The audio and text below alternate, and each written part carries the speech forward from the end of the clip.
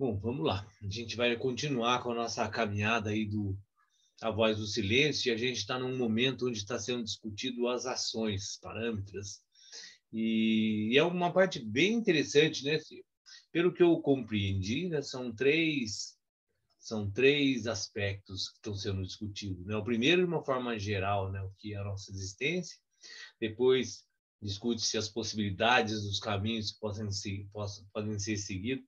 E agora, nesse terceiro fragmento, foca muito na prática, né, no que é esse terceiro caminho em si, e a gente está vendo isso, as ações virtuosas que a gente pode inventar, e depois vai falar um pouco da relação com o Guru, é uma parte bem bacana do livro. Eu vou colocar Boa Noite, Curi, vou colocar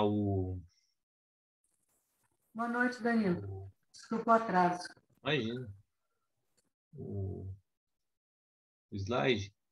Semana passada quem estava era a Elis, porque foi feriado aqui em Guará, né? Ela pôde participar ao vivo.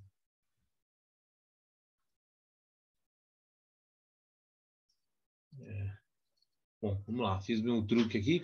Eu acho que todo mundo deve estar vendo aí, né? Cada portal tem sua chave, são os 6 parâmetros, né? As 6 ações virtuosas, sendo que a 7 é o resultado dessas 6. A gente falou sobre... Bom, o que a gente está falando, né?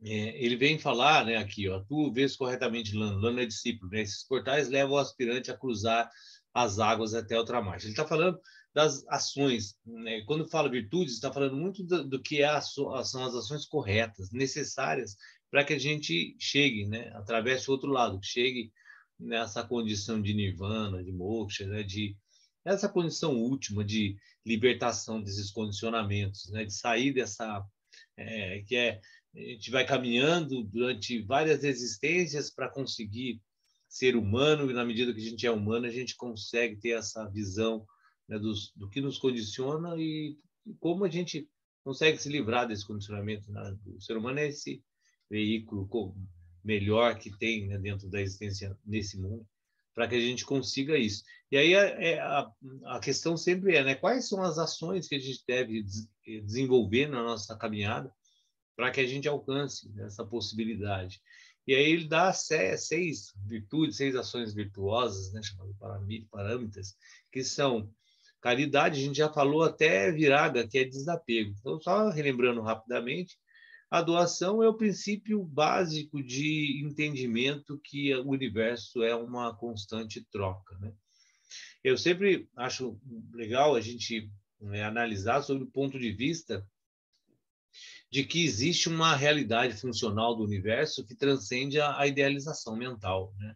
O que a gente observa o que a gente classifica, que da existência do mundo é só uma ideia. Existe, independente dessa ideia, um funcionamento universal que transcende, né, a nossa percepção do mundo, a existência humana ou não. Então, o fundamento básico de todos esses sistemas do universo é movimento, é inércia e é harmonia, né? Que é colocado na tradição védica como sattva, né? A harmonia, a bondade, rajas, o movimento, e tamas, a inércia. Essas 3 qualidades, né, se combinando, elas são todas as possibilidades manifestas. Qualquer coisa existente no mundo é uma combinação dessas 3 forças. Então, entendendo isso, que é o básico de toda a existência de um sistema, todo o sistema visa em si se organizar de forma harmônica. E essa harmonia é necessária à interação desses elementos de qualquer, seja um átomo, seja uma galáxia, seja a Terra, seja um corpo, seja, enfim, qualquer sistema que seja, tem que existir uma inter-relação para que esse funcionamento se harmoniza em si. Então, eu falei tudo isso por quê? Né? Porque caridade é esse princípio no qual a gente humano concebe a forma de ajudar um outro elemento do sistema a funcionar de forma equânime e que tudo funcione de forma igual. Então, a classificação que a gente dá de doação, de caridade, e a forma como a gente entende isso como bondade, como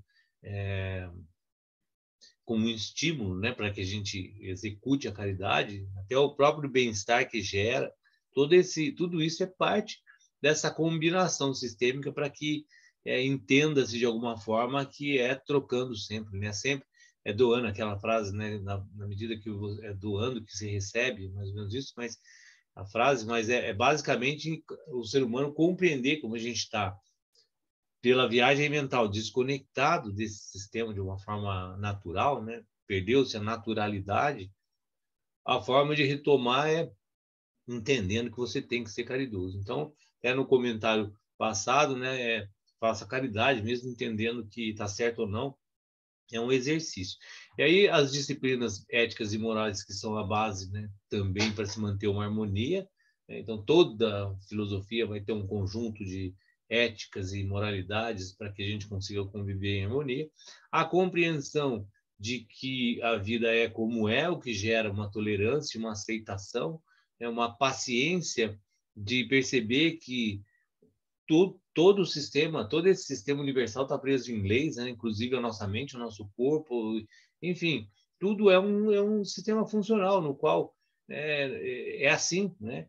Na medida que eu crio ideias do que possa ser o mundo e essas concepções novamente ilusórias, né, da mente, a gente gera um descompasso, e aí essa não aceitação gera um desequilíbrio, que gera um conflito, que gera uma não percepção clara da vida e que gera uma desarmonia de uma forma geral. Então, Kshanti, né? Shanti significa paz, Kshanti significa justamente essa aceitação, essa tolerância que traz paz. Sempre lembrando que não é conformismo, é uma compreensão, né? Quanto mais a gente compreende o sistema, menos a gente quer que ele seja da forma como a gente acha que deva ser. E aí a gente falou sobre virar, que é desapego, tudo isso vai levando uma natural desidentificação com aquilo que é impermanente, que tudo se transforma, né? Toda a existência manifesta é um princípio natural de transformação constante.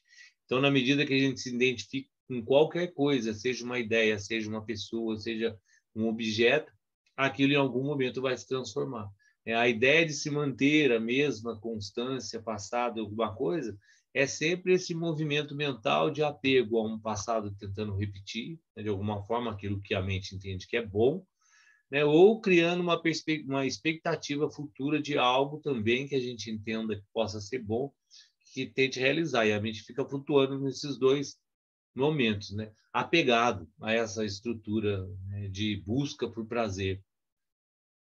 Na medida que vai entendendo que esse processo é naturalmente transformador e que tudo vai ser uma constante impermanência e a nossa existência é igualmente impermanente, a ideia é que exista só uma experiência durante esse tempo, né, no qual a gente fica aqui, naturalmente vai gerando um desapego, né, dessa forma existencial no qual a gente se identifica com ela, por isso se apega. Então a gente parou aí. E aí a gente vai continuar então. Percebe que cada uma dessas coisas que eu já falei, que já foi falado já, né, são indicativos de ações necessárias para que a gente consiga chegar a uma condição mais elevada de consciência, né? Chegar aos limites lá do Nirvana, Moksha, Kaivalya, né? As palavras são usadas para esse princípio de libertação desse condicionamento, né? Eu sempre uso um exemplo ocidental mais fácil, que é essa perspectiva de ir para o céu, né? De sair desse mundo e alcançar uma outra condição, no qual a gente não esteja sofrendo, apegado a essa existência. Então, viriar é vitalidade, né? Vitalidade é a energia para que tudo isso aconteça. A gente vive num contexto, né, desafiador, porque é necessário, né, um veículo. Eu falei muito isso esse fim de semana, né? Que domingo fui lá falar na fazenda sobre yoga, e um dos pontos fundamentais do yoga é justamente ajustar o veículo, que é o nosso corpo e a nossa mente, a essa situação dessa viagem que é a nossa vida, né?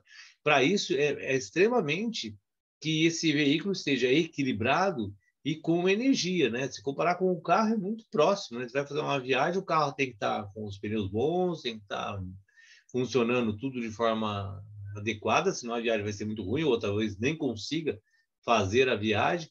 E é necessário que exista gasolina, é necessário que exista uma energia que movimente esse carro, senão a viagem não acontece, né? É basicamente o que a gente vê no nosso corpo, né? O nosso corpo ele tem que estar funcionando bem. E aí, como existe uma desconexão muito profunda sobre a nossa sobre entender a nossa existência como natureza, como parte de um todo, e aí é isso que vai ser falado nos próximos versos. Né? É o princípio fundamental desse início de caminhada, né? Desse início, eu achei muito bonita essa colocação que faz nesse livro de entrar na corrente do Nirvana. Né? Fica muito claro no qual, assim, quando a gente é um ser humano, no qual não tem nenhuma perspectiva de outra coisa a não ser sobrevivência, prazer, né? Existir como né, no modo hedonista de satisfação de prazer, né? Ainda não se entra nessa corrente, porque não quer se libertar de nada. Né? A vida, para muita gente, é isso, é trabalhar, comer, dormir, ganhar dinheiro, fazer isso, enfim. Né? Não tem muita perspectiva além disso. Que está tudo certo. Se não tem, mas eu achei bonita a colocação de ainda não entrou nessa corrente, né? Não entrou nessa busca, né, por ter essa condição de se libertar desses condicionamentos, etc. Aí até colocado na medida que você entra nessa corrente, a partir daí são 7 vidas, quer dizer, existe toda uma caminhada para chegar. E essa caminhada, quando se entra nesse ponto, é muito importante que o nosso veículo, o nosso carro, né, enquanto a gente está no nosso corpo, ele dê todas as condições para que a gente alcance todas essas ações, enfim, né, tenha essa clareza, tenha esse discernimento. Mas aí, como eu estava falando, como a gente está muito desconectado dessa condição, no final a gente acaba estragando todo o nosso veículo, né? Com a alimentação, com os pensamentos, com as emoções, enfim, a gente até Sadhguru fala uma coisa muito interessante, né? Aquilo que deveria ser a grande motivação, nosso grande lance de ser humano, que é a inteligência, a gente usa contra a gente mesmo. Né? Pega tudo isso e acaba, né, usando de uma forma muito ruim. Tem um comentário bem bacana que é feito na tradição do taoísmo, que é a comparação da governança do nosso corpo. Eu até já comentei isso aqui. O primeiro aspecto de governança é a gente conseguir governar o próprio corpo, né? Entendendo que todos os nossos órgãos e células estão sob a governança da consciência do nosso corpo.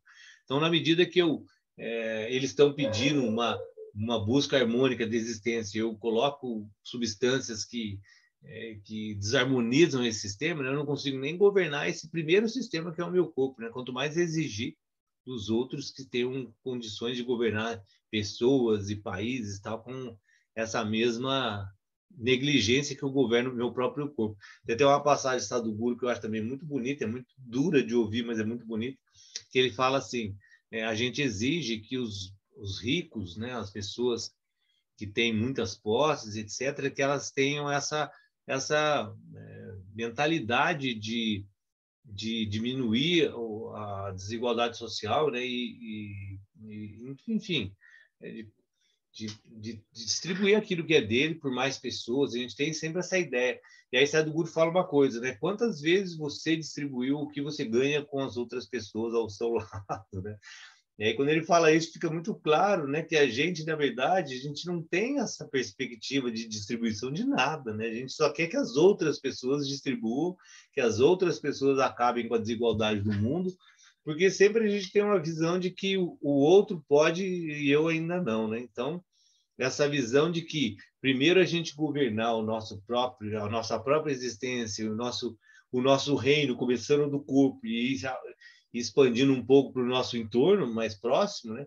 Se a gente tiver essa visão clara do que a gente faz nesse ambiente, fica muito claro também, né, como é que é feito nos ambientes mais externos. Não tem como exigir que as outras pessoas não façam basicamente o que a gente não faz. Eu falo muito fundamentado em mim, né? Não sei vocês, talvez já façam, mas no meu caso é muito distante ainda, né? Essa conexão de o controle que eu tenho absoluto sobre o meu sistema e o meu entorno e exigir, então, aí que outras pessoas façam, pelo menos, parte daquilo que eu faço. E para que tudo isso aconteça, é necessário um equilíbrio e uma energia extremamente regulada. Então, a vitalidade que é gerada pelas práticas, né? O Qigong, o Pranayama, enfim, o Yoga, os asanas, todas as linhas do Yoga, aí fica muito clara a fundamentação de toda essa estrutura para que nos dê energia para que a gente consiga fazer esse caminho de forma corajosa, né? De forma correta. E aí a gente tendo todos esses elementos, o que falta e que é o último das virtudes, é consciência, né? Consciência é observar as coisas com lucidez, né? Que é o princípio de Dhyana, que está sendo usado aí como consciência, mas a palavra Dhyana também é traduzida como meditação, que é essa qualidade humana de observar as coisas com a mente estável, né? Equânime. Ele fala até o reino de Sati, a realidade. A realidade é exatamente as coisas como são, né? Independente de qualquer concepção ideológica, o mundo ele tem um funcionamento, e entender isso, né? E ver as coisas com clareza é o princípio da consciência. Com clareza e com a observação, né, do momento, né? Sem a mente estar vagando nessas duas ilusões de passado e futuro que tiram a nossa capacidade de consciência. Esses são os 6 caminhos básicos, são as 6 ações básicas que levam à prágya, né? Prágya é a sabedoria. Sabedoria exatamente é quando o ser humano ele tem essa perspectiva de divindade, né? Eu sempre uso o termo divindade entendendo que é algo que sublima um pouco o humano. À medida que você consiga sublimar, se você consegue controlar a sua energia sexual um dia, sublimar isso, né? E se você sublimar os seus desejos, você consegue não ser mais um animal. Você consegue ser um ser humano, na concepção da palavra. E aí você tem os relacionamentos que nos transformam em humanos, né? Todo o nosso envolvimento com a individualidade, que é uma questão humana. Se você consegue sublimar isso e ampliar os relacionamentos numa condição una de todos os seres e condicionar e sublimar também, né, essa perspectiva de individualidade, que é muito humana, isso é uma qualidade que nos traz a um nível de divindade, né? Então, sabedoria é essa chave, né, que transforma, como está no texto, o homem em Deus. E não é um homem em Deus na sua visão de ser o dono da verdade, o dono das ações e o grande ser, né? Não é num aspecto egóico, mas na ideia de que transcende a existência humana, né? No sentido que a gente pode sublimar essas condições humanas, né? Ser mais que humano, né? E aí pode vir essa qualidade de chamar de Deus, que é essa palavra deva, né? Que é usada no sânscrito, no Pali, que é a derivação do sânscrito que o budismo usa, que é essa visão de senhor, né? De algo além da humanidade, além de ser humano, né? Você não ficar preso muito na palavra Deus, essa é a impressão que é aquela coisa de heroísmo, né? De chegar num ponto onde a gente controla tudo e que não é. E falando do Bodhisattva, né? Bodhisattva é aquele que é o ser que realmente compreendeu tudo isso, né? Bodhi de inteligência, Bodhi de sabedoria, Buda significa exatamente sabedoria. Sabedoria e sattva, né? No modo da harmonia, da bondade, não é a sabedoria, né? Em outros modos, né? Filho do Dhyanis, que é filho dos meditadores, né? Dos grandes meditadores, dos grandes homens de consciência, né? Por isso chamado Dhyanis. Então essas são as chaves, né? De ouro dos portais, né? Que abrem toda essa perspectiva de um condicionamento novo humano. Só que aí ele coloca, né? Que antes de chegar ao último portal, ó tecedor da tua liberdade, né? O texto é bonito, né? Ó tecedor da tua liberdade. Tu tens que dominar ao longo do caminho. Difícil é essas parâmetros da perfeição, essas ações virtuosas, né, da perfeição. As virtudes transcendentais, que são 6 e são 10. E aí ele coloca que são mais 4, né? E é tido alguns textos que esses 4 a mais são para as pessoas iniciadas, né? Para as pessoas que já estão num nível um pouco mais alto. Então é colocado assim: a gente tem aquelas 6 ações que levam à praga, a sabedoria, né? E ainda existem mais 4, num nível um pouco mais elevado, que é chamado de upaya, os meios hábeis. Os meios hábeis é quando você tem a condição de utilizar as ferramentas adequadas para chegar nesse ponto, né? Por que ele está num nível mais elevado? Porque quando a gente está num nível menos elevado, né, a gente não consegue se utilizar dos meios hábeis. Vou dar um exemplo básico. A alimentação, né? A gente não consegue se utilizar de uma alimentação clara, limpa, sátua, que nos traga cada vez mais clareza mental, porque a gente está preso numa condição de desejos básicos ainda, animais e humanos, preso aos que ele vai falar logo depois, se liberta dos seus sentidos, né? É aquela metáfora que é a melhor de todas, de Katha Upanishad, no qual a gente está na carruagem, os cavalos são os sentidos, e a rédea é a mente, e a inteligência é o que segura a rédea, né? Que é o piloto, que é o cocheiro. Então, são 5 cavalos, cada um cavalo procurando prazer, né, e desejo em um sentido, e a carruagem está completamente perdida. Quais são os meios hábeis? Controlar os sentidos, controlar todo esse sistema, né, controlar a própria, estabilizar o processo mental. Tudo isso são meios hábeis que a gente não usa, né, que a gente fala sempre a gente, na minha perspectiva, tá, gente? Não falando de vocês, falando mais de mim.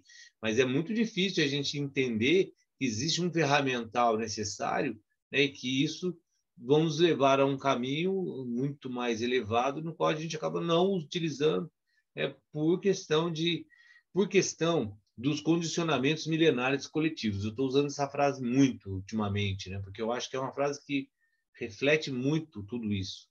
Condicionamentos milenares coletivos. A gente é humano, há milhares de anos a gente está condicionado a uma forma de entender o mundo. Isso é coletivo, então são todos humanos, né, ou quase todos, e isso determina umas ações muito profundas da nossa, né, uns sulcos muito profundos no nosso sistema mental, que nos faz repetir ações que fica muito difícil a gente sair disso. Exige uma disciplina muito grande. Depois disso, né, adotando os meios hábeis, né, porque os meios hábeis nem sempre são agradáveis, né? É o princípio da disciplina, né? Para eu gerar um novo suco, uma nova ação, um novo condicionamento, para eu tirar aquele condicionamento anterior, eu preciso gerar uma disciplina muito forte. Nem sempre isso é muito agradável. E aí, quando eu consigo, né, estabelecer, imagina assim, né, que o nosso sistema mental é um plano, é uma bola, assim, é um morro, né, melhor. E aí aqui estão escorrendo as ideias, né? Os condicionamentos milenares. Esses condicionamentos vão escorrendo, se a gente entender que a nossa vida vai acumulando experiências durante várias existências, esses condicionamentos vão criando sulcos, né? Como eu estava falando. E esses sulcos vão se aprofundando, aprofundando, aprofundando. Então, esse fio de água que está muito profundo, se você quer que ele vá para outro fio, para outro, né, campo, o que tem que fazer, né? Tem que gerar todo um aterramento desses, são inúmeros, né? Um aterramento desse suco até com que a água volte à superfície, né? E talvez vá construir um outro suco. Ou seria ideal, né? Aterrar todos esses sucos milenares que foram criados e fazer um terreno plano, onde a água escorra sem nenhuma interrupção, né? Sem entrar em nenhum suco, está preso, nenhum condicionamento, está limpo, né? Quase seria a mente de uma criança, né? E aí a água ela escorre com todo o aproveitamento de todas as possibilidades, né? Então, a dificuldade para fazer isso é muito grande. E o que é um princípio, né, disso que eu estou falando, né? A água aqui em cima da montanha, ela escorre de uma forma natural. Na hora que ela entra num suco específico nosso que a gente determina, ela perde o seu curso natural e começa a escorrer por um curso criado pela mente. Acho que essa metáfora é bem interessante. E aí, na medida que eu vou tendo vários condicionamentos, vários sucos, essa água que escorreria de forma natural, ela vai interrelacionar em vários profundos sulcos e vai se perder completamente da natureza dela. O que é pranidhana, né? Que significa entrega? Entrega seria, né, fazer com que essa água escorra de forma natural, na sua naturalidade. Pranidhana está muito como devoção, né? E é esse princípio de determinação, porque vai ter que existir um esforço imenso para sair desses condicionamentos e entrar nessa naturalidade, nessa entrega. No Yoga Sutra é usado Ishvara Pranidhana, que é devoção ao Senhor Supremo. Quando a gente entende, né, que a gente é parte desse todo e se entrega a esse todo, né, entra nessa naturalidade, é Pranidhana. Então percebe que aí já é um passo bem mais elevado, né, do que a nossa vida com que a gente vive, né? Porque a gente, na verdade, vive entregue aos nossos desejos, né, às nossas vontades, entregue ao mundo, entregue à naturalidade da existência, está muito distante, pelo menos, de mim. Então, percebe que já é um passo realmente para um nível mais elevado de compreensão e de entrega, né, de iniciação. Por isso que é iniciação no sentido de aí já existe um caminho realmente já começado a ser traçado. E aí vem bala, né? Bala significa jovem, jovem de juventude, né? Aí é atribuída a poder espiritual, já não é mais aquela vitalidade corporal, né? É um poder espiritual. As traduções são interessantes porque é uma mente desenvolvida pela meditação, é uma mente estável, é um poder gerado de uma equanimidade mental e não um poder gerado simplesmente físico. Percebe que são duas coisas importantes e distintas, né? Quando fala-se de vitalidade, é um poder físico. O seu corpo está estável e gerando energia e vitalidade para que se execute, mas você pode executar várias coisas, boas ou ruins. Bala já é esse poder com a mente equânime, estável, né? E aí já está resistente às interferências, né, do nosso mundo externo que nos tiram desse caminho. E aí o último é o conhecimento superior, né? Sempre colocado que existem dois conhecimentos. Aquele que a gente adquire com os nossos sentidos, que são limitados, né? E aí toda a concepção do mundo é fundamentada nesse conjunto de conhecimento, e o conhecimento superior, que é aquilo que é realmente, independente da forma como eu interpreto. Eu já falei isso um monte de vezes, mas vale lembrar mais uma vez, né? Se você olha um objeto, você atribui um nome, uma ideia, uma forma àquilo, porque a mente tem um conjunto de informações que determina aquilo que você está vendo. E aí, qualquer exemplo que se dê, né? Se você pega um tapete, quando ele está no chão, ele é tapete, por causa da forma, a ideia, o conceito que é de tapete. Se você coloca o tapete na parede, passa a ser um quadro e muda. Mas independente se ele está no chão, se ele está na parede, ou se ele é usado como pano de chão, ou qualquer coisa, existe uma realidade daquela existência que transcende esses conceitos, né? Esse conhecimento superior é o conhecimento, e aí está como guiana, eu usar também vigiana, né? Usar essa palavra, por isso que no sânscrito é bem importante entender que aonde ela está colocada, né, vai ter sentidos às vezes totalmente diferentes. Porque às vezes Dhyana é até usado como conhecimento, né, não o superior. Mas nesse caso é esse conhecimento que transcende os condicionamentos mentais, né, a idealização mental. E aí ele vai falar, bom, deixa eu dar uma pequena pausa aí para a gente terminar os parâmetros, que são os 6 mais 10, né? 6 mais 4, fazem 10. Se alguém quiser fazer alguma colocação, alguma pergunta, fica à vontade, gente. Tá tranquilo aí a compreensão de todos eles? Tudo certo? Sim. Na verdade, Danilo, isso é, dentro do que eu estou entendendo, esse é um conjunto de coisas que a gente já está vendo ao longo desses nossos encontros, né? Sim, sim. E é uma relembrança de algum ponto já foi falado até, e é uma síntese das ações que a gente tem que ser feito, porque agora ele está focado nisso, né? O que fazer? Quais são as ações? Então, É. se alguém quiser sempre interromper, fique à vontade, mas continuando. Ih, meu Deus do céu, fiz bobagem. Continuando. Continuando, então, tá todo mundo vendo aí, 215, tá certo? Sim. Tá. 216 e 217, ele vai falar assim, porque, ó, discípulo, antes de estares preparado para encontrar o teu instrutor frente a frente para ver a luz do teu mestre, o que foi que te disseram? Que esse é um ponto, né? Quando a gente realmente vai encontrar aquilo que nos tira da escuridão, né, o famoso guru, né, o mestre, né, ele vai estar na hora que a gente estiver preparado para isso. Aí ele fala, antes que tu possas aproximar-te do portal, entendendo o portal que é essa passagem aí para esse condicionamento mais elevado, tens que aprender a separar o teu corpo da tua mente e dissipar a sombra e viver no eterno. Esse é um ponto extremamente do yoga, né? Que é muito colocado no princípio da conversa, né? Agora, inclusive, das conversas que a gente teve esses últimos dias aí do que é o yoga, é o ponto fundamental, compreender que o corpo, você não é o seu corpo, você não é a sua mente. A gente já teve até meditações guiadas exatamente nesse ponto, né? Para entender que eu posso utilizar o meu corpo e a minha mente, o meu corpo é mais fácil às vezes, né?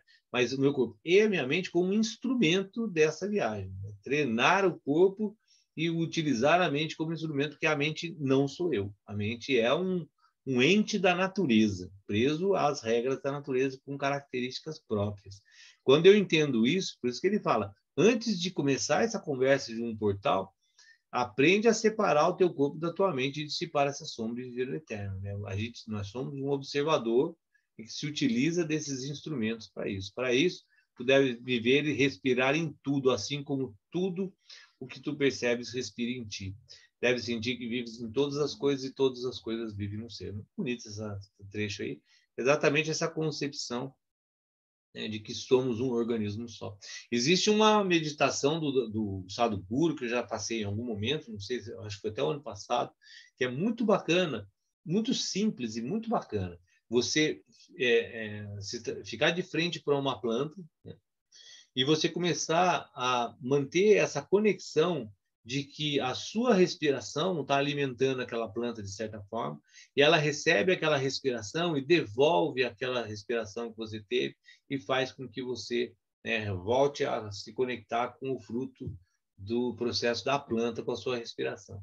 E aí você ficando de frente para ela e mantendo essa consciência, né, no qual existe uma conexão profunda entre a sua inspiração e expiração com a planta processando e devolvendo e você inspirando, que aí você consegue criar esse princípio de profunda conexão. E ele usou essa palavra, né, que você deve viver e respirar em tudo, assim como tudo percebe e respira em ti. E esse é um exercício prático que Sadhguru ensina, que eu acho muito bacana e muito simples, que cria realmente essa concepção de interação, né? Você está respirando, o seu ar está entrando na planta, a planta está processando aquilo, devolvendo, você está respirando aquilo que a planta devolveu, e existe uma conexão profunda. E aí você consegue disso extrapolar para outros seres, né? Esse princípio de conexão. A respiração é um elemento extremamente fundamental para todo esse processo de consciência. Não permita que os teus sentidos transformem a tua mente em um pátio de recreio. E aí é exatamente o conceito dos cavalos. Cada cavalo é um sentido, são 5. Um quer cheirar, o outro quer comer, o outro quer tato bom, o outro quer ouvir, tudo que é bom, né? Os 5 sentidos buscando aquilo que a mente entende que é bom, dentro daquele conceito. Viraga do eixo, bom, ruim. Então você imagina uma carruagem sendo puxada por 5. A planta aqui está cheirosa, esse cavalo está vindo para cá. Mas ali o capim está bom, esse cavalo está vindo para cá. Né? E aqui tem uma paisagem linda, esse cavalo está indo para lá. É isso, exatamente essa visão, né, de 5 cavalos indo para cada um para um lado. E como é que a carruagem caminha. E aí, se você não tem uma inteligência, um cocheiro firme, segurando a rédea, que é a nossa mente, percebe que a mente é um instrumento. Ela está ali, e se você não consegue utilizá-la de forma correta, né, a viagem já era. Então, é exatamente esse termo que eu não transforme a tua mente num pátio de recreio. Porque se a sua mente quiser cada coisa boa, né, em todos os momentos, 24 horas, e até dormindo, né, até sonhando, a gente continua com esse condicionamento, percebe que a vida é absolutamente louca. Não tem como a gente manter uma estabilidade mínima, sendo que a gente está constantemente buscando prazer em todos os momentos da vida, 24 horas por dia, cada sentido buscando o seu. Né? Então ele fala, não separas teu ser do ser e do resto, mas imergirás o oceano na gota e a gota dentro do oceano, que é outro também metáfora muito usada na tradição védica, né? Quando você pega a gota do oceano, ela é o oceano. Né?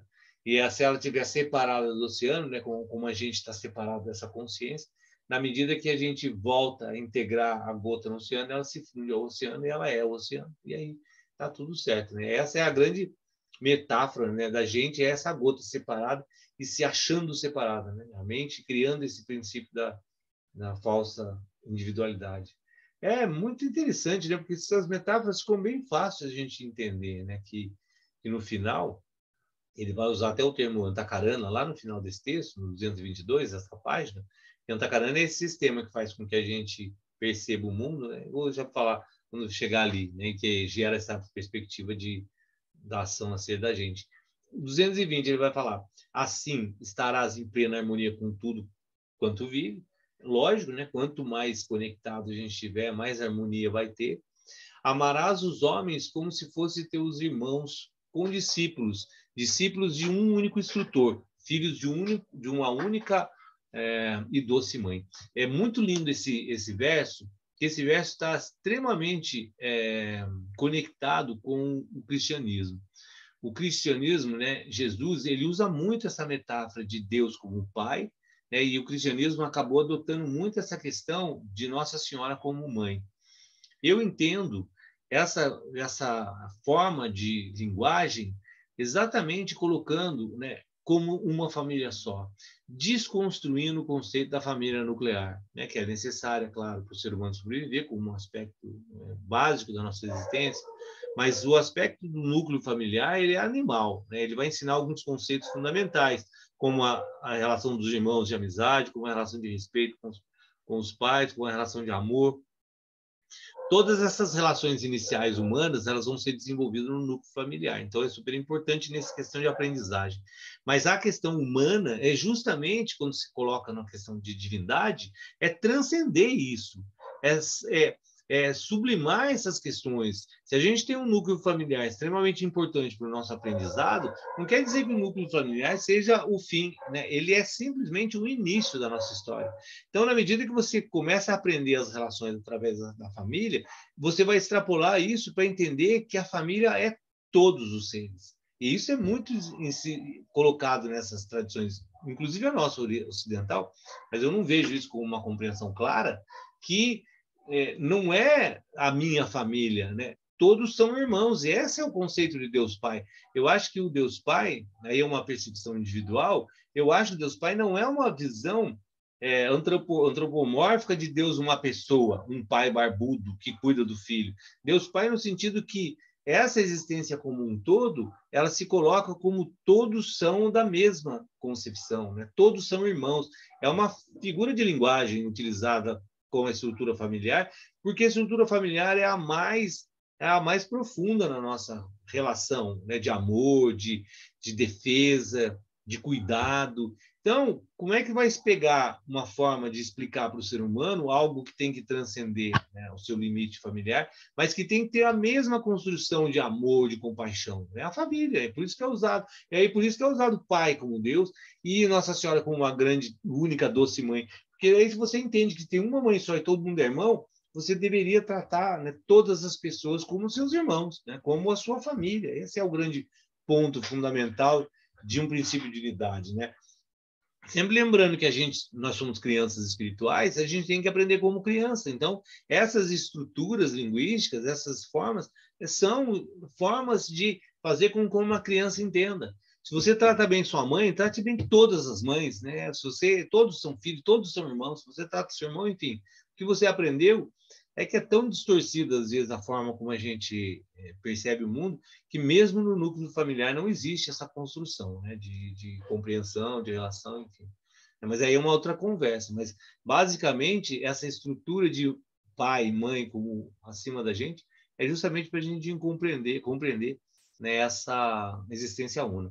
E aí ele fala, instrutores há muitos. Muito bonito isso também, tá? 221, ele fala assim, instrutores há muitos. Quer dizer, falação tem de todos os lados, inclusive a minha. Todo mundo fala, né? Todo mundo fala um monte de coisa, há muita gente querendo instruir tudo. Mas aí ele coloca a alma mestra, e a alma mestra, que é chamada de alaya na tradição budista, que é a alma universal, né? E aí ele fala assim, vive nesse mestre, como seu raio, né? Vive em teu próximo como este vive nela. Quer dizer, existe uma concepção de que essa centelha divina, né? Essa alma mestra, essa consciência una, ela está presente em todos nós. Então, nós temos a condição, né, de acessar essa grande consciência. Não precisa vir necessariamente externo, de outras pessoas, né? Que muitas das vezes existe uma passagem super bonita. Onde é que eu vi mesmo, Deus? Foi do... de um livro de taoísmo que é muito lindo, de um discípulo de Lao Tse. Muitos anos depois, ele fez uma releitura do Tao Te Ching, enfim. E aí ele fala uma coisa que um dos discípulos fala assim, mas o cara, ele vai num mestre e o mestre não fala nada. Né? Ele fala assim, mas como é que o mestre vai ensinar sem falar? E aí ele responde, só tem como aprender a quietude existindo profundamente a quietude em quem está ensinando. Eu achei espetacular isso, porque não tem como ensinar falando, se você não tem como ensinar quietude mental falando, né? Você já está atribuindo uma coisa que não é. Então, a não ser que exista profundamente naquele instrutor, né, o que ele vivencia, só pode ser dessa forma no qual vai influenciar então os outros. E aí o aspecto da quietude só extremamente sendo uma mente quieta pode ensinar, né, ou surgir uma outra mente que não é quieta. Então, esse é o ponto, né? há muitos instrutores, mas poucos vivenciam exatamente aquilo que está sendo falado. Mas, independente disso, o que é colocado nesse ponto é que existe essa centelha dessa alma mestra, né, de Alaya, dessa consciência, está em você. Então, você não, em teoria, claro que é necessário porque a gente está tão perdido, né, que precisa de ajuda, mas, em teoria, isso já está dentro, né? Se você conseguir acalmar um pouquinho esse sistema aí, você vai perceber que existe um instrutor interno já, né? Existe uma consciência no qual a gente é parte dela. Então, não é nem questão de ver um instrutor interno nessa visão dualista, né? Que existe alguém internamente que vai me ajudar. Não, eu sou essa consciência. Eu só não consigo entender que sou ela, mas eu sou. Então, é isso que ele coloca nesse verso, que é outro verso super importante também. Ele fala assim, antes de assomares, alcançar, né, o limiar da senda, né, senda como caminho. Antes de alcançar o máximo desse caminho, antes de transpor o portal, né, essa possibilidade de alcançar o Nirvana, tem que imergir os dois no único e sacrificar o eu impessoal, né, e assim destruir a senda entre os dois, o Antakarana. Aí é colocado, o Antakarana é essa perspectiva, é essa ideia do veículo no qual a gente tá, como é que se compõe, que é chamado de Antakarana. Como é que se compõe esse sistema no qual a gente experiencia o mundo, né? Através de quatro coisas. Mente, né? E aí a mente como humanas é o silo de informação. Mente é aquilo que junta todos os estímulos, os sentidos e guarda aquilo e que nos dá toda a condição de análise. Por isso limitada, porque qualquer coisa que eu pense no mundo, qualquer coisa que qualquer um fale do mundo é essa estrutura de informação que está dentro da cabeça dela, né? Que é chamada de mente, nesse caso, manas. Aí você tem a inteligência, buddhi, né? Daí vem bodhisattva, Buda, né? Tudo essa raiz da palavra buddhi, da palavra de inteligência, despertar, etc., que é a qualidade de pegar essas informações todas e criar uma análise sobre ela, né? Que é o discernimento, que é a qualidade da inteligência, né? Simplesmente eu não estou entregue a um sistema sozinho, que muito, em grande parte ele é. Em grande parte ele é como o algoritmo do nosso sistema de rede. Né? Ele pega essas informações, combina de uma forma muito rápida e vai dando resposta. Na maioria das vezes a gente não tem controle sobre isso, a gente está fazendo isso sozinho. Mas existe uma possibilidade, né, que é o livre-arbítrio, dessa inteligência utilizar esse sistema, interferir nele e usar da melhor forma possível, que é o Budi, que é o cocheiro, né, que é o cocheiro tentando segurar a rédea. E aí ainda existe dentro desse sistema o que é chamado de arrânkara. Arrânkara é a palavra que significa eu faço. Eu faço é o que gera essa perspectiva de falso ego. Sempre bem bom distinguir, né, que o ego é uma parte do ser humano, né, uma parte desse sistema que a gente se utiliza, extremamente necessária nessa visão de individualidade para que a gente exista. Né? Não tem como a gente eliminar o ego, né? Isso é importante deixar claro, né, que o ego é como se fosse um rim, é uma parte da minha existência, não tem como falar assim, meu rim não é muito legal, não vou ter mais, eu vou eliminar meu rim, não tem como. A gente tem dois, pegar o coração, não quero mais coração. O ego é parte da nossa existência. O que a gente busca eliminar é o falso ego. O falso ego é o quê? Essa impressão de que nós somos o autor da ação. Por isso, arranca significa eu faço. Quando eu acho que eu faço. É a árvore fazendo a manga e ela fala assim, sou eu que faço a manga. Não é a natureza, não é a árvore. Sou eu como árvore, ela se vê como indivíduo, né? E aí seria a perspectiva egóica, ela se vê como árvore, e aí ela vendo como árvore, ela acha que aquela ação de fazer a manga é dela, não é da natureza. Esse é o ponto fundamental de compreensão da nossa inter-relação. Não sou eu que estou agindo, né? O meu corpo age assim como a árvore faz a manga e assim como o passarinho voa. Não é ação minha. Quando eu acho que a ação é minha, eu desenvolvo essa perspectiva de arranca que é o falso ego. E aí eu me desconecto completamente, porque eu acho que sou eu que estou agindo. Na verdade, é a natureza, né, humana que está agindo.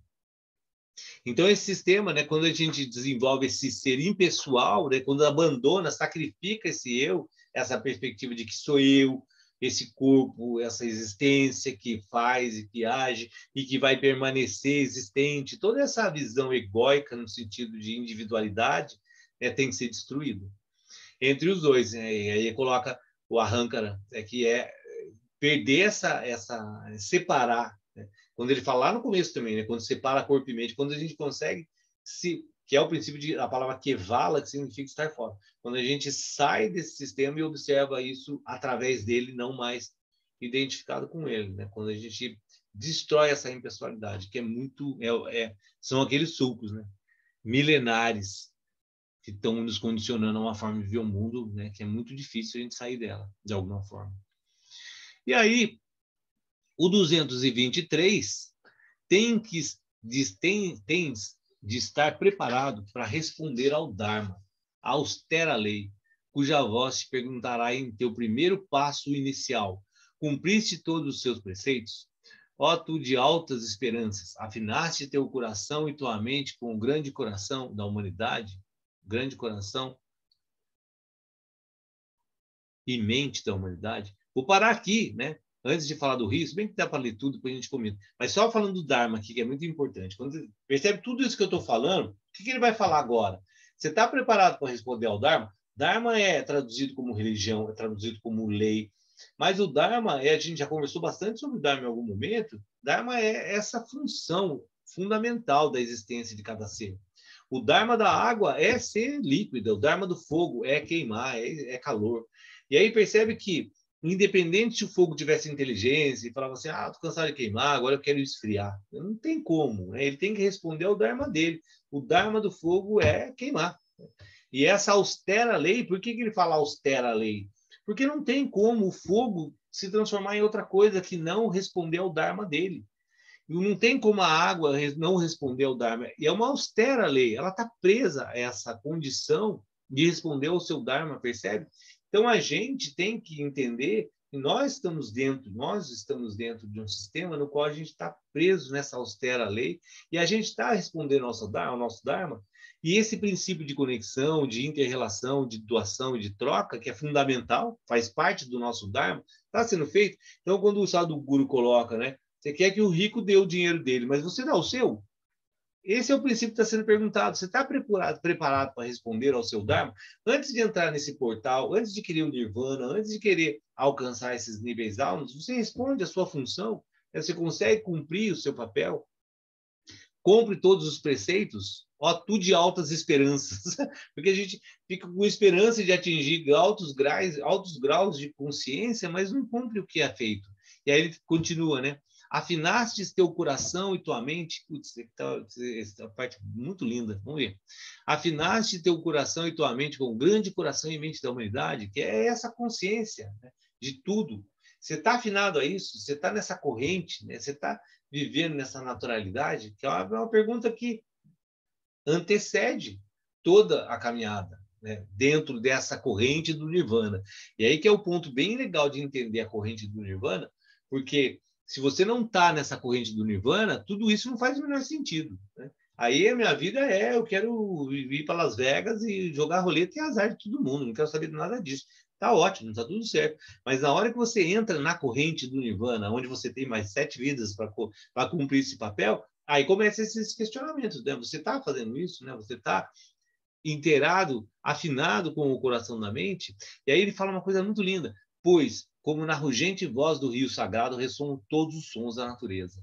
Assim deve o coração daquele que quer entrar na corrente, usa de novo o mesmo termo, nessa corrente, vibrarem resposta a cada suspiro e pensamento de tudo quanto vive e respira. É muito bonito isso, porque é muito usado, né, nesse ponto aí, que fala os sons da natureza, os sons dos rios sagrados, porque existe uma vibração única.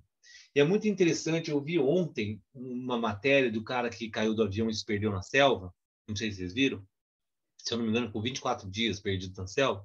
Ele falou uma hora exatamente isso. Ele falou assim, a floresta tem um som, né? O rio tem um som específico. A cidade, se você está numa cidade grande, né? Se você abre a janela de uma cidade grande, existe um som, uma vibração una, né? Que representa esse tom único, esse diapasão, que é o padrão da natureza. É muito legal observar isso. Se você está em algum lugar, né? E se você estiver com a mente quieta, você vai perceber que existem sons, diapasões, padrões da natureza. E é essa conexão dessa frequência mais profunda que a gente faz.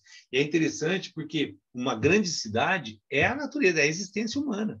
Uma grande cidade não é porque o elemento é direto da natureza que não faz parte exatamente de toda essa construção no qual a gente existe. E se você observar, dentro de uma cidade grande existe um padrão, existe um som-chave. Observando um rio, existe um som. Na floresta, como o cara colocou ontem, eu achei, na hora que ele falou isso, eu lembrei na hora desse texto, existe um som. Então, existe esse padrão. Esse padrão significa o quê? Uma frequência vibracional, né, da natureza, né? Uma frequência-chave. A gente está nessa frequência, né? E a gente consegue, quando ele coloca, pois como na rugente voz do rio sagrado ressoam todos os sons da natureza. E aí, na medida que você entende esse som, né, existe uma conexão profunda entre a nossa vibração e essa vibração, né, dessa frequência que reverbera esses sons da natureza, no qual o OM é a estrutura de síntese de todos esses sons, né? E por que é muito colocada essa questão de sons é importante? Porque no final nós somos, em última instância, vibrações, né? Vibrações interpretadas pela mente. Então, a nossa estrutura mais profunda existencial está muito associada a essas frequências, né? No qual a gente se conectar a ela, a gente entra num princípio de estabilidade, né? A gente entra nessa corrente. Por isso que os mantras são utilizados, né? Por isso que o Prabhupada veio e fala, canta Hare Krishna, né? 64 vezes por dia. Porque se você entender, não entender, não importa. Canta Hare Krishna. Por que ele insiste nisso? Por que todos os textos falam canta Om? Por que existe a relação guru-discípulo que transfere o mantra, né? Por que existe essa inter-relação de mantras, de sons com o ser humano e com a evolução espiritual? Porque nesses sons, né, o Shabad Guru, na Sikh, os mantras da tradição védica que saem dos Vedas, enfim. Porque esses sons, eles nos trazem uma conexão com essas estruturas fundamentais da nossa existência que transcende a viagem mental, transcende as ideias, transcende o que eu acho, o que eu não acho. Você lida com um campo muito mais profundo da nossa existência do que as verbalizações mentais. Falou, acabou o conhecimento. Isso é um ponto bem bacana, né? Você entender que na medida que verbalizou qualquer coisa, já não é mais o conhecimento puro, já se alterou, né? Por isso que ele fala, para você aprender o silêncio, entre numa conexão com alguém que tenha o silêncio profundo e ele vai passar sem precisar falar nada. Então, eu vou parar aqui, né? Porque senão a gente começa a embalar, já são 8h28. É isso mesmo. Para dar tempo também de vocês fazerem nos comentários aí, falarem o que vocês quiserem. Gente, esse texto é espetacular, não?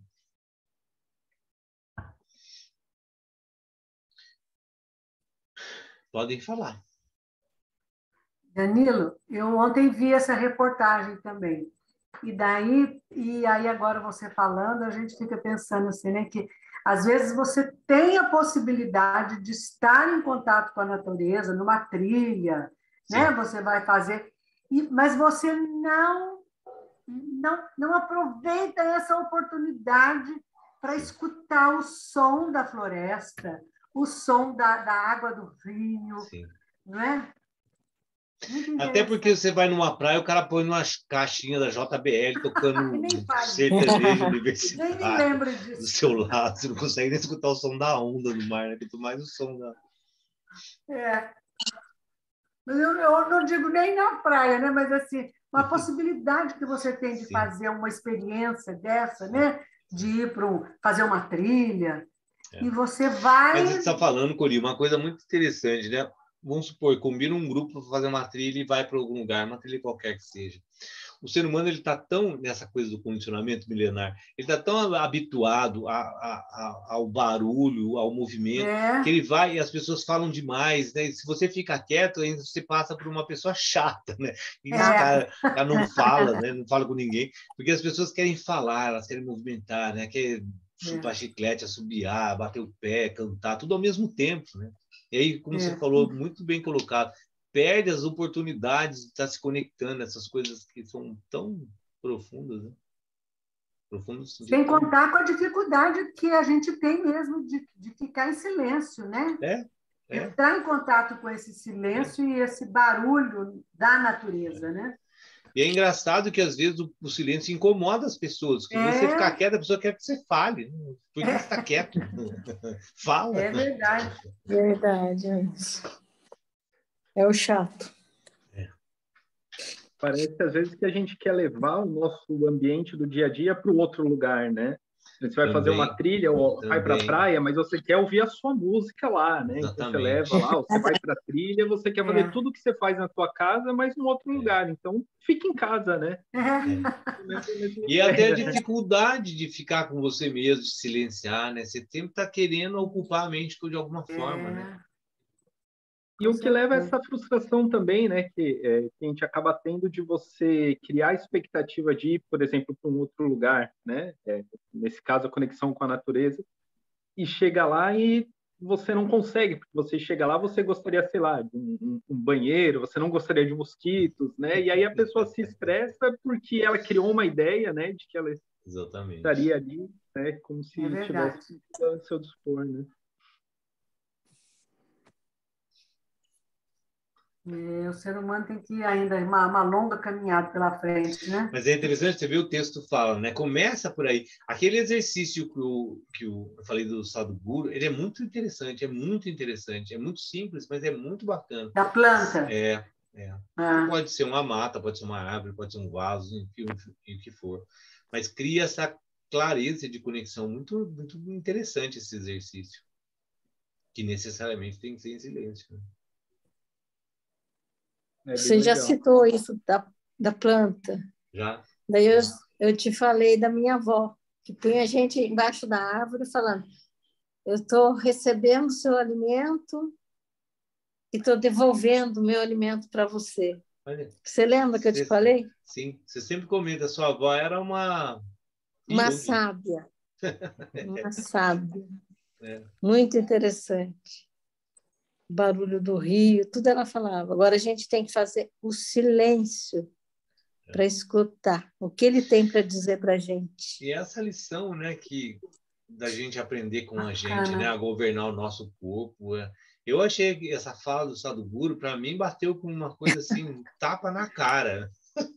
Porque a gente tem essa coisa, né, de achar que o músico tem que dar o dinheiro dele para nós, mas a gente não dá nada para ninguém. É interessante que talvez é aquela escala, né? Uma pessoa que é muito pobre vê a gente e fala assim, nossa, esse cara é milionário, por que não dá o dinheiro dele? A gente vê no Musk, a gente acha que ele... Enfim, né? A gente faz sempre em escala, achando que alguém pode dar, menos eu. Eu só tenho que receber. Eu achei espetacular isso. E nessa ninguém se ajuda, né? Realmente, né? A história do cachorro, né? Com muito dono, né? A gente sempre acha que o outro vai fazer, né? Que o outro vai... E não acho que o outro vai, a gente acha que o outro tem que fazer, né? A gente exige que o outro faça. Pior, Bem... Mas é bem bacana esse livro, né? É um livro que, olha, estou surpreso com ele, porque essa possibilidade de ver um a um, né? Fazer essa análise de cada verso. É um livro que tem praticamente toda essa estrutura do conhecimento está nele, né? E tá claro, né, Danilo? Eu acho legal da forma que você está expondo, né, destrinchando isso, mas o livro está bem claro, apesar de ter muita metáfora, né? Dá para perceber muito bem. E ele vai direto ao ponto, né? Não tem nenhuma palavra sobrando ali, né? Sim. Isso eu acho bem legal. Sim. Que é aquela conversa, né, que o Yogi fala. Qualquer coisa que você queira expressar na sua vida, 11 palavras expressa. Mais que 11 você já está enrolando. Você já está atrapalhando o conhecimento. E é bem isso, né? Ele vai direto com os sutras, né? Ele vai direto, né? Não tem viagem. Né? Ele começou a falar demais, explicar demais, é viagem, né? Não tem jeito. Sim. Ou você não sabe muito bem do que está falando, né? Verdade. Perde o domínio, né? Quanto mais fala, mais erra. E Maharishi fala, né? Ele fala, eu só falo aquilo que o silêncio não consegue explicar. E é bem isso, né? Não. Tati, está com o microfone aberto aí, se dá falar, fique à vontade. Nossa, tem tanta coisa assim que vai vindo na mente. Mas assim, o legal, o engraçado é que muita coisa assim que eu acabo pensando, refletindo, as pessoas vão falando, né? Os outros alunos vão falando e, tipo, é a mesma coisa e tá tudo conectado, sabe? E, tipo, nossa, eu pensei naquilo, tal pessoa pensou também. É muito engraçado isso. Mas o lance do silêncio eu acho legal, assim, de estar em natureza e tal. E o que eu sinto, assim, não sei se faz sentido isso, mas é que quando a gente está ouvindo o som, né, da natureza, que desliga aparelhos eletrônicos e tudo mais, a gente está também ouvindo o som, assim, como se fosse da gente mesmo, sabe? Não sei se faz sentido, assim, a maneira que eu estou falando. Sim, exatamente, esse é o ponto. E aí isso eu acho que é o que acaba sendo desconfortável para algumas pessoas, que elas não querem ficar em silêncio, porque às vezes elas não estão acostumadas a se conectarem com si próprias. Esse é. Por isso que acaba assobia e bate o pé e faz tudo para poder não se conectar com si mesmo. Mas uma coisa que eu acho muito legal é a visão desse mesmo som que a gente está atribuindo ao rio, à natureza, que é muito mais, até mais bonito, mas o som da cidade. Existe um som da cidade. Você está numa cidade grande, existe uma vibração. E essa vibração da cidade, ela é tão importante quanto da natureza, porque a cidade é a natureza, de certa forma, né? A cidade é o mundo. O mundo não tem separação. É tudo uma coisa só. E eu não sei se vocês notaram isso, né? Se você está numa cidade grande, existe uma vibração, né? Sim. E eu não sei, assim, eu percebo às vezes quando se eu tô gravando, digamos assim, eu gravo muito vídeo aqui dos gatos, aqui em casa, enfim. Tô fazendo um videozinho e aí eu tô ouvindo certo som. Então, um exemplo. Tô gravando ali o gato, aí passou uma moto. Nossa, passou uma moto, estragou o vídeo, né? Digamos. E aí, quando eu vou ouvir o vídeo de novo, eu ouço o cachorro da vizinha latindo. E eu, nossa, mas eu não tinha percebido o cachorro da vizinha latindo. Sabe? Então, ou eu ouço, sei lá, teve uma vez que eu tava gravando assim o céu, nossa, eu tô ouvindo que o rádio da minha vizinha tá ligado. Só que eu não vi o canto dos passarinhos. E aí, na hora que eu fui dar o play no vídeo, que eu comecei a ouvir outras coisas assim. Então, tem coisas, eu não sei, assim, talvez isso aconteça porque por costume, né? Então, tipo, de manhã os passarinhos estão sempre cantando. Aí, quando eu cheguei aqui, que eu mudei para essa cidade, aí eu comecei, para São José, né? Aí eu comecei a ouvir, nossa, tem passarinho diferente aqui, de onde eu morava antes. E aí chega a certo ponto que, tipo, você não percebe mais. Sim. Porque a mente já condiciona aquilo também, né? Ela não quer mais, aquilo não serve mais para nada, entre aspas, né?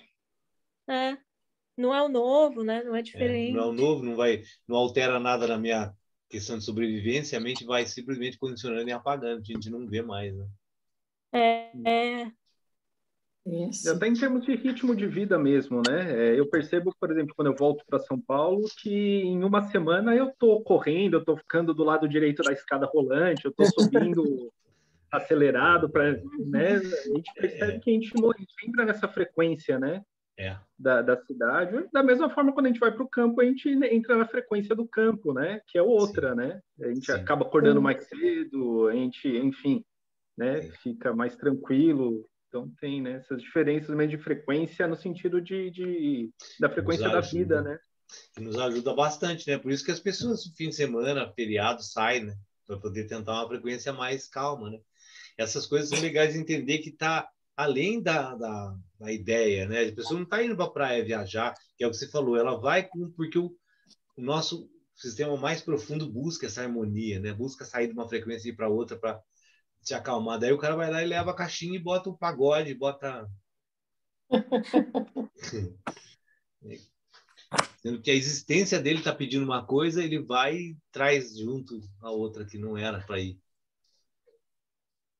Aí eu acho que fica claro, né, a influência que o ambiente tem sobre a gente, né, e sobre a nossa mente, né? Sim. Daí essa importância da gente aprender, né, a meditar em qualquer situação, né? Exatamente. Chegar nesse grau onde você não se influencie mais com o mundo externo, né? Que é chamado no yoga de pratyahara, consiga controlar os sentidos, mas é muito difícil, né? E você perde essa chance de ter uma conexão, né? É bacana esse texto, nessa parte é legal. Todo o livro inteiro, né? O livro inteiro. Muito bonito. Gente, são 20 para as 9, a gente ficar conversando aqui, a gente vai até então a gente ir para a praia às 6 horas da manhã. Ficar lá, meditando. Mais uma vez, Cori, deixa eu só terminar aqui, quem for pegar a gravação, senão a gente fica conversando aqui. Gente, muito obrigado. Vou só terminar a gravação e a gente continua Nossa conversa em gravação. Namastê.